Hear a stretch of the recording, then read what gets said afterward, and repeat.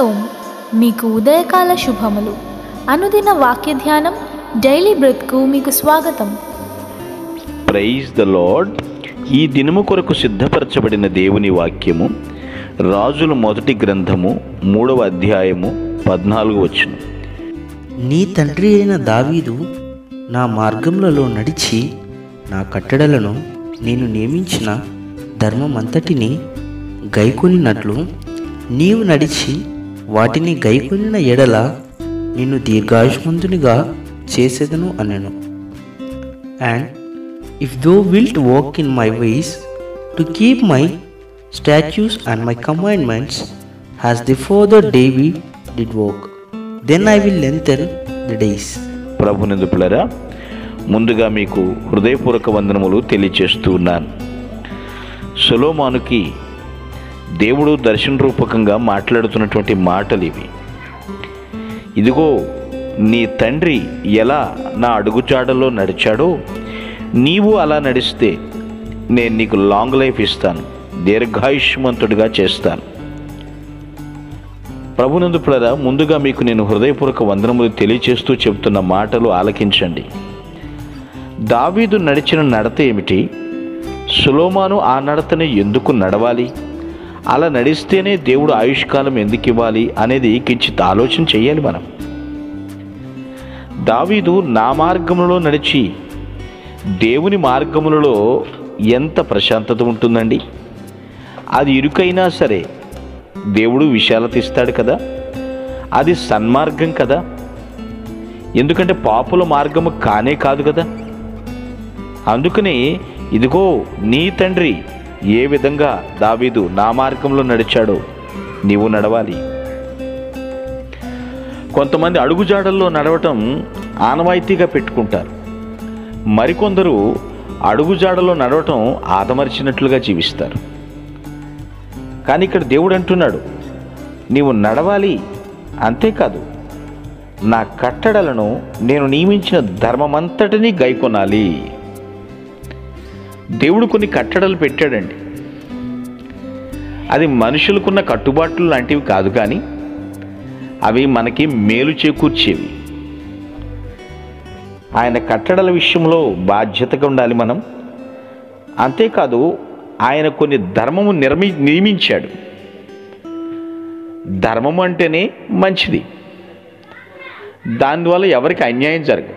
ఆయన నియమించిన ధర్మం అంతటిని గైకొనాలి అంటే పాటిస్తూనే ఉండాలి. ఎందుకంటే నియామకం ఆయన ద్వారా జరిగింది.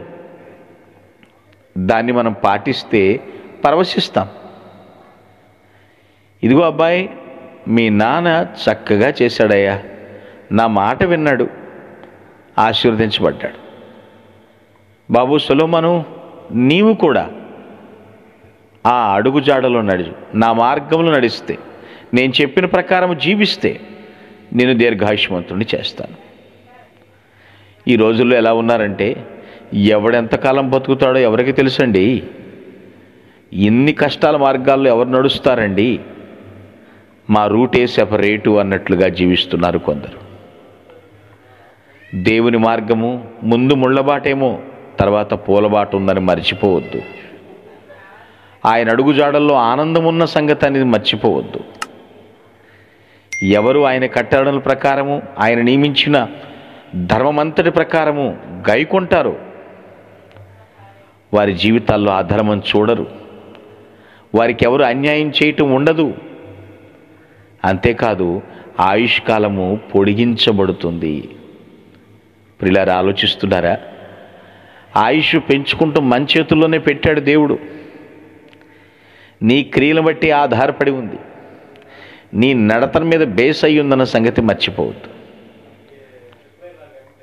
సొలొమోనుతో స్వప్నమందు మాట్లాడినా స్పష్టంగా మాట్లాడాడండి. దేవుడు తన బిడ్డల్ని ఎప్పటికీ వదులుకోడండి. తన పిల్లల్లో ఎవరు నశించినా కూడా ఆయనకి ఏమాత్రం ఇష్టం లేదు. ఎక్కువ కాలం జీవించాలి, ఎక్కువ కాలం దేవుని పని చేయాలి, మరి ఎక్కువ కాలం దేవునికి సాక్షిగా నిలబడాలనే దేవుడు కోరుతూ ఉన్నాడు.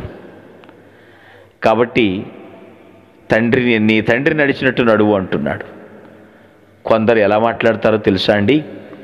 మా నాన్న కాలంలో అలా జరిగిందేమో, నేను స్పెషల్, నేను అలా జీవించను అని కొందరు తప్పించుకునే మాటలు చెప్తారు.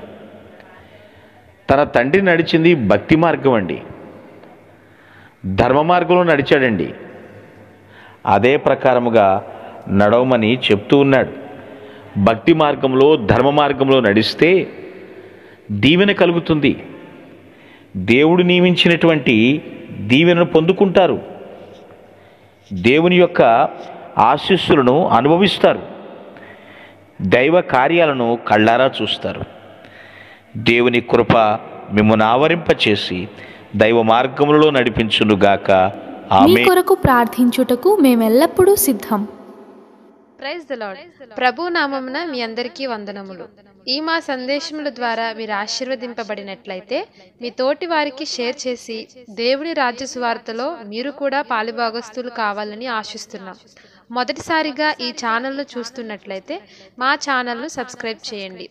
వీడియోలు నోటిఫికేషన్ రూపంలో పొందుటకు బెల్ బటన్ని ప్రెస్ చేయండి. God bless you.